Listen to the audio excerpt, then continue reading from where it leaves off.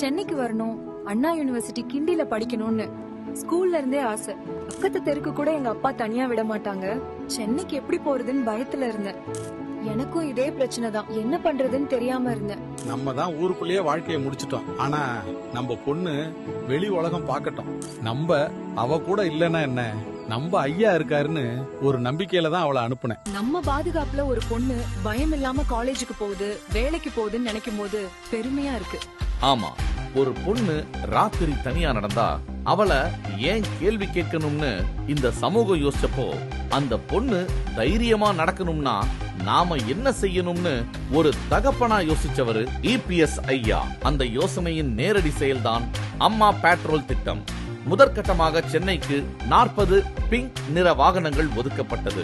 முழுக்க முழுக்க பெண் காவலர்கள் மட்டுமே இந்த வாகனங்கள்ல பணியில இருப்பாங்க.